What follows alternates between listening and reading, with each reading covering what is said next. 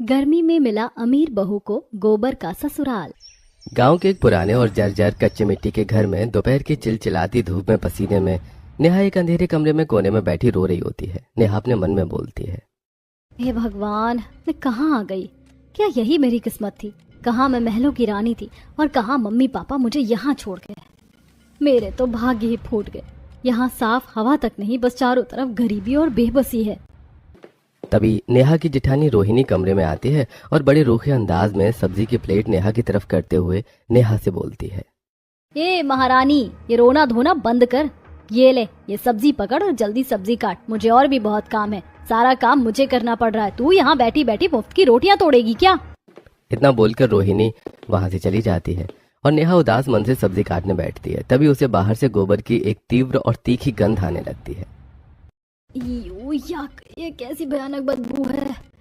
माँ जी बाहर ये क्या कर रही हैं?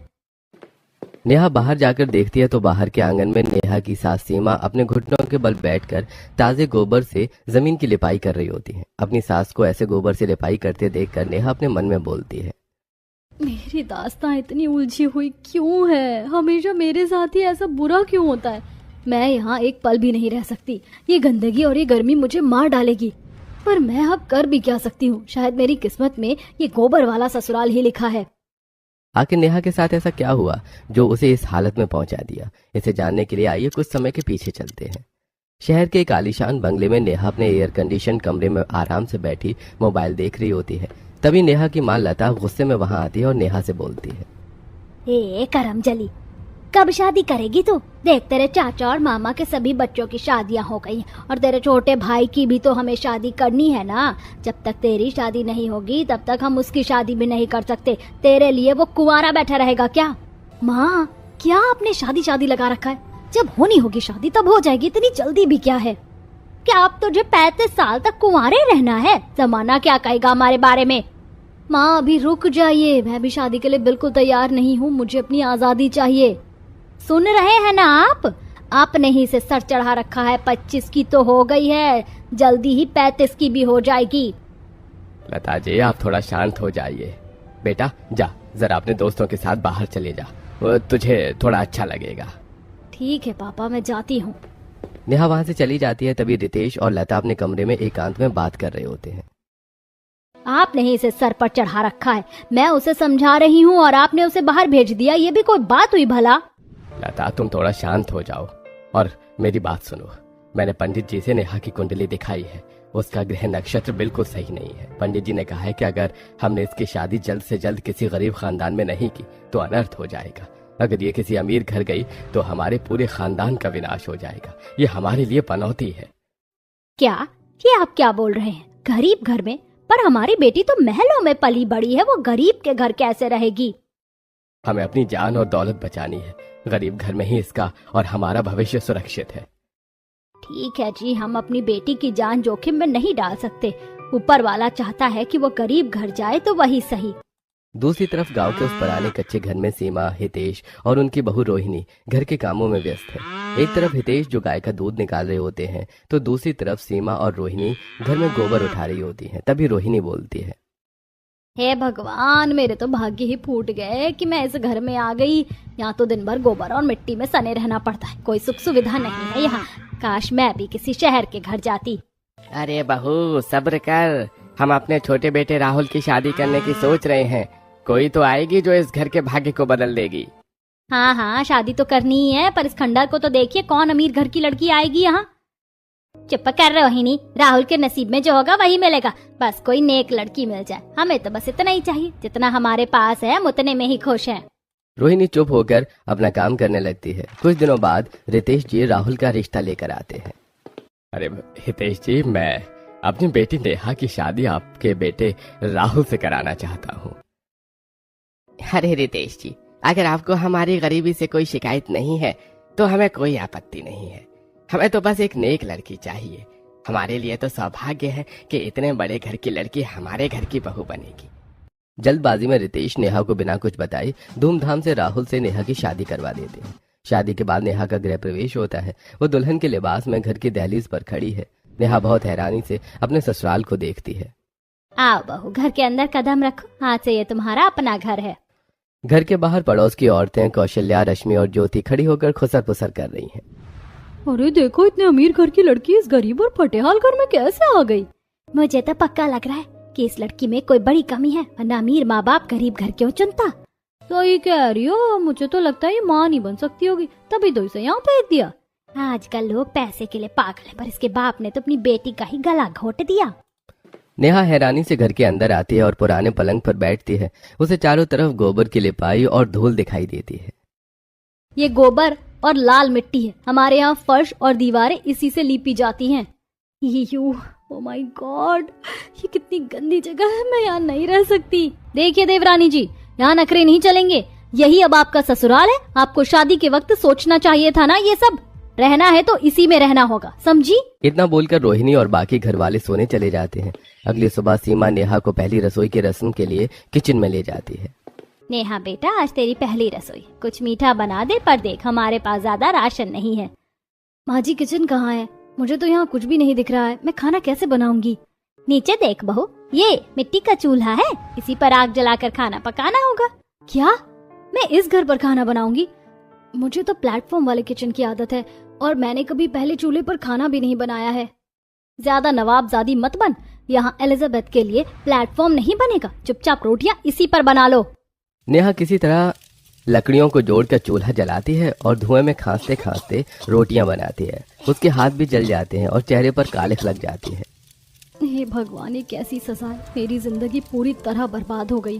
पता नहीं मेरे माँ बाप ने क्या सोचकर मेरी शादी ऐसे गरीब और गोबर वाले घर में कर दी। दोपहर का समय हो जाता है और नेहा किचन में काम कर रही होती है और गर्मी बर्दाश्त से बाहर होने लगती है। नेहा पसीने से तरबतर होकर किचन से बाहर आती है तो सीमा आंगन को गोबर से लीपते हुए नेहा से बोलती है, बहू मैं फर्श लीप रही हूँ, तू भी इसे सीख ले, थोड़े दिन में आदत डल जाएगी तो तुझे ही ये सब लीपना पड़ेगा। माँ जी, इसे मुझसे दूर ले जाइए, इसमें से कितनी बदबू आ रही है। ये गोबर के सने हाथ, मुझे इससे बहुत घिन आ रही है, मुझसे ये सब नहीं होगा। बेटी, यही इस घर की हकीकत है, अब रोने से कुछ नहीं होगा। इस घर में रहना है तो इस घर के तौर तरीके भी सीखने होंगे, समझी? नेहा सीमा की बातों पर ज्यादा ध्यान नहीं देती और गर्मी की बेबसी में अपनी जेठानी रोहिणी के पास जाती है। जेठानी जी, मुझे बहुत गर्मी लग रही है, क्या आपके पास कोई ठंडा पाउडर होगा? हाँ ये ले, थोड़ा सा ही लगाना, पूरा अपने ऊपर मत उड़ेल लेना, ये बहुत महंगा है। नेहा पाउडर लगाती है और उसे अचानक बहुत ठंडक महसूस होती है। नेहा रोहिणी से पूछती है, ओह ये तो बहुत ठंडा है, ऐसा लगता है जैसे किसी ने बर्फ लगा दी हो। इसमें ऐसा क्या खास है जेठानी जी, ये इतना ठंडा क्यों महसूस हो रहा है? ज्यादा साइंटिस्ट मत बन, ये बस पाउडर है, वापस दे इसे। लगा लिया ना पाउडर, अब जा यहाँ से। नेहा वहां से चली जाती है और अपने फोन पर सर्च करती है और उसे पता चलता है कि इसमें पेपरमिंट का इस्तेमाल होता है। पेपरमिंट, अगर मैं इस पौधे को यहाँ लगा लूं तो शायद गर्मी से राहत मिल जाए। नेहा हॉल में आती है जहाँ सभी एक साथ बैठे होते हैं। तभी निया नेहा से पूछती है, भाभी क्या सोच रही हैं आप, क्या आपको कुछ मिला है? ऐसी कोई बात नहीं है निया, मुझे बस पेपरमिंट के कुछ पौधे चाहिए, क्या राहुल कहीं से ला सकते हैं? क्या पेपरमिंट लगा रखा है? अरे घर में खाने को दाने नहीं है और तुम्हें सजावटी पौधे चाहिए। पिताजी ये सजावट के लिए नहीं है, बस एक बार राहुल को लाने दीजिए। कहाँ से लाएगा राहुल, और इस घास फूस के लिए हम पैसे कहाँ से देंगे? हमारी क्या औकात है ऐसे शौक पूरे करने की? पिताजी ये घर की गर्मी कम करने और बदबू दूर करने में मदद करेगा, ये हमारा रोजमर्रा का काम आसान करेगा। ये सब शहर के लोगों के बहाने हैं, गोबर की बदबू तो इस गांव की पहचान है। मैं एक पैसा इस बेकार की चीज पर खर्च नहीं करूंगा। मैं आपसे विनती करती हूँ पिताजी, अगर राहुल एक बार कहीं से ला पाए तो मैं आपको निराश नहीं करूंगी। राहुल नेहा की जिद मानकर कहीं से पेपरमिंट के कुछ छोटे पौधे और पत्तियां ले आता है। मैं ये पेपरमिंट के पौधे ले आया हूँ, तुम्हारा काम कर दिया है नेहा, मैंने ये सब बड़ी मुश्किल से कहीं से जुगाड़ से किया है। शुक्रिया राहुल, अब देखना मैं इस घर को कैसे बदलती हूँ। नेहा उन पौधों को पुराने डिब्बों में लगाकर छत पर रख देती है और उनकी सेवा करती है। बहू ये तो क्या कर रही है, इन घास फूस से क्या होगा? माँ जी बस कुछ दिन रुकिए, ये पौधा हमारी किस्मत बदल देगा। 15 दिन बाद पेपरमिंट के पौधे पूरे कंटेनर में फैल जाते हैं और घर में एक भीनी खुशबू आने लगती है। भाभी आपके पास खड़े होने पर बहुत ठंडक महसूस हो रही है। हाँ निया, ये पेपरमिंट का कमाल है, अब हम इसे पूरे घर में इस्तेमाल करेंगे। नेहा पेपरमिंट की पत्तियों को पानी में मिलाकर एक मिश्रण तैयार करती है और दीवारें लेपने लगती है। माँ जी अगली बार जब आप गोबर से लीपे तो इसमें पेपरमिंट का पानी मिला दीजिएगा। इससे क्या होगा बहू? क्या ये गोबर की बदबू दूर कर देगा? ना सिर्फ बदबू दूर होगी बल्कि घर एकदम ठंडा हो जाएगा।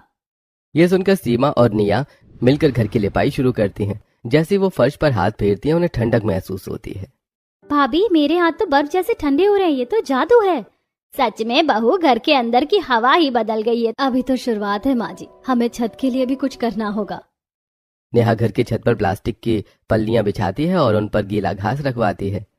नेहा राहुल से बोलती है, राहुल, इन घासों पर रोज पानी छिड़कना, इससे छत ठंडी रहेगी और नीचे गर्मी नहीं आएगी।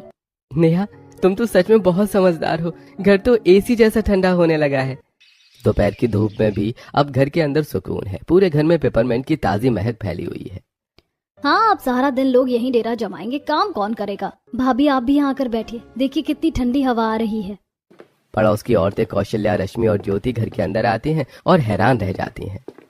अरे सीमा बहन, तुम्हारे घर में तो एसी जैसी ठंडक है, कैसे हुआ? और ये खुशबू, ऐसा लग रहा है जैसे किसी बगीचे में आ गए हो। ये मेरी बहू का कमाल है, उसने घर को बिना बिजली के ही ठंडा बना दिया है। हमने तो इसे बेकार समझा था, पर ये तो बड़ी गुणी निकली। नेहा मुस्कुराती है, लेकिन तभी उसे अपने माता पिता की याद आती है और वो उदास हो जाती है। काश माँ पापा को भी पता चलता कि मैं यहाँ खुश हूँ और मेहनत कर रही हूँ। तभी नेहा के फोन पर उसकी माँ लता का फोन आता है। उनकी आवाज रोनी सी है। नेहा बेटा, सब कुछ बर्बाद हो गया, तेरे पापा का सारा बिजनेस डूब गया। क्या माँ, ये कैसे हुआ? आप लोग ठीक तो हैं? हम सड़क पर आ गए बेटा, वो बंगला भी बिक गया, पंडित की बात गलत निकली। माँ आप चिंता मत कीजिए, आप दोनों यहाँ मेरे पास आ जाइए। नहीं बेटा, हम उस गरीब घर में कैसे रह गए, हमने तो तुझे वहाँ फेंक दिया था। माँ, ये घर अब गरीब नहीं रहा, यहाँ सुकून और मेहनत की खुशबू है, आप बस आ जाइए। नेहा के घर की काया पलट हो चुकी है। घर के अंदर अब दोपहर की तपिश नहीं है, बल्कि पेपरमेंट की भीनी खुशबू और ताजगी भरी ठंडक है। राहुल, माँ पापा के बिजनेस का डूबना सिर्फ एक इत्तेफाक नहीं है, उन्हें हमारी जरूरत है। नेहा, मैं समझ सकता हूँ, पर वो यहाँ इस कच्चे घर में कैसे रहेंगे? उन्हें तो आलीशान जिंदगी की आदत है। हम इस घर को और बेहतर बनाएंगे, मेरी तकनीक अब काम आएगी, बस हमें और ज्यादा पेपरमिंट उगाना होगा। नेहा अपने घर के पीछे वाले खाली पड़े खेत की ओर देखती है जो बंजर पड़ा हुआ है। पिताजी, क्या मैं पीछे वाले खेत में पेपरमिंट की खेती कर सकती हूँ? बहू, खेती बच्चों का खेल नहीं है, वहाँ सिर्फ अनाज उगता है। ये घास फूस उगाकर क्या करोगी? पिताजी, ये घास फूस नहीं है, ये इस गर्मी का सबसे बड़ा इलाज है। शहर में इसकी बहुत मांग है। हितेश जी, जब बहू ने घर को स्वर्ग बना दिया है तो खेत में भी कुछ अच्छा ही करेगी, उसे करने दीजिए। राहुल और नेहा मिलकर खेत की सफाई करते हैं और बड़े पैमाने पर पेपरमेंट की बुआई शुरू करते हैं। अब खेत में भी खुशबू उगेगी, रोटियां कौन बनाएगा? सारा दिन तो सब इसी मिट्टी में सने रहते हैं। भाभी, अगर ये फसल अच्छी हुई तो हमें रोटियों की चिंता कभी नहीं करनी पड़ेगी। कुछ हफ्ते बीत जाते हैं। नेहा की मेहनत रंग लाती है और पूरा खेत हरी भरी खुशबूदार पत्तियों से लद जाता है। भाभी देखिए, पूरा खेत कितना सुंदर लग रहा है, यहाँ खड़े होते ही पसीना सूख जाता है।